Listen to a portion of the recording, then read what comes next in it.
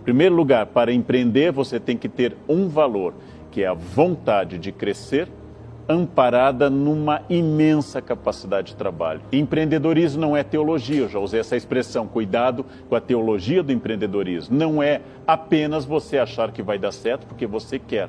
Então, em primeiro lugar, atitude de trabalho, capacidade de ser empreendedor é a capacidade de ser protagonista. Esse conceito é muito importante. Quem é protagonista? Querem um indicativo muito claro? Quem não fica dando desculpas. Quem não é protagonista é cheio de desculpas. O momento é ruim, o governo não ajudou, o setor está complicado, o cliente é chato, estava chovendo. Quem não é empreendedor, arruma desculpas. Quem é empreendedor é protagonista. Protagonista é o grande valor do empreendedor. As coisas acontecem ou deixam de acontecer porque eu fiz. E se eu não fiz, eu tenho que refazer. Volta uma frase de Sartre muito interessante: não importa o que a vida fez de você, importa o que você fez com o que a vida fez de você. Então, o empreendedor não tem problemas, por isso ele não tem desculpas, errado. Ele tem os mesmos problemas que todo mundo, mas daquele problema ele torna a possibilidade de uma iniciativa. Da crise surge a oportunidade. Usando uma frase que eu gosto muito, aprendi com um grande amigo meu: ostra feliz não produz pérola. Se você for feliz, você não tem o desafio.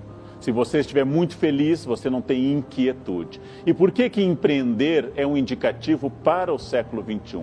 Atividades repetitivas, atividades mecânicas, atividades que não impliquem julgamento e ação criativa estão sendo substituídas em larga escala por algoritmos, robôs e inteligência artificial.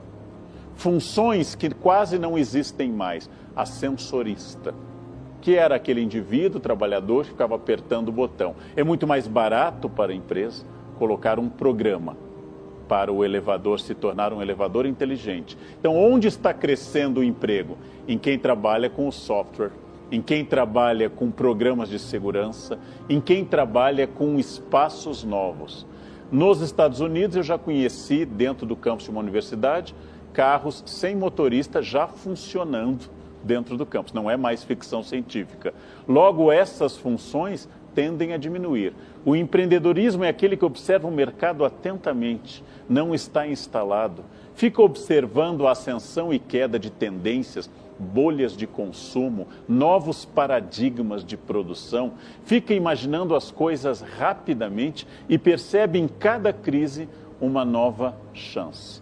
Ora, a crise é, na natureza, a possibilidade de eu separar as espécies por capacidade de evolução ou não.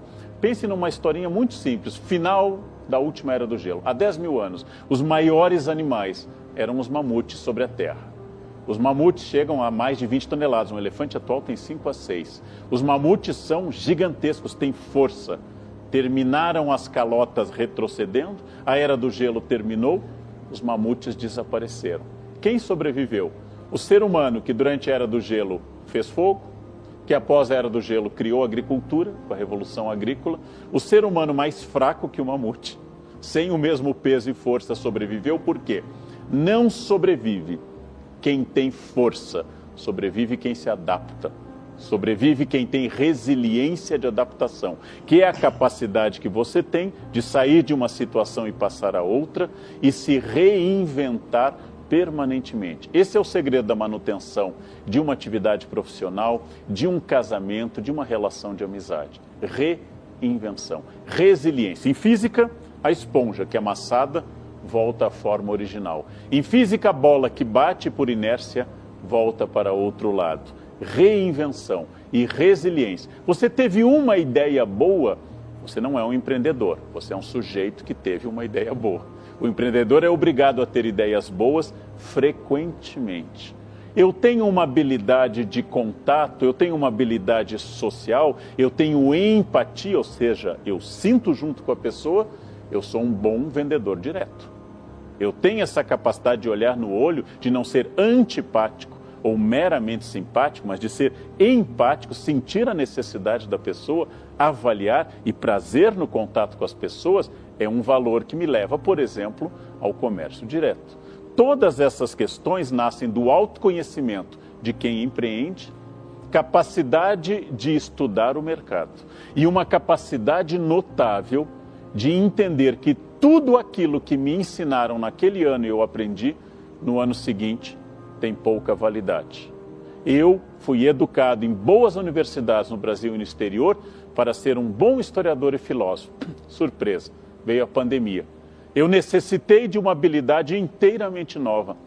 Ninguém me deu, em nenhuma aula na USP ou no exterior, 1 minuto sequer de aula sobre iluminação para lives.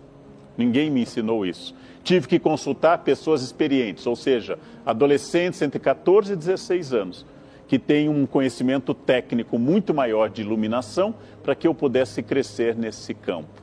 Ora, se eu decido, não, meu conhecimento não foi para isso, eu seria um mamute, um passado glorioso. O que você fez até aqui, o que sua empresa fez até aqui, a sua carreira explica seu passado.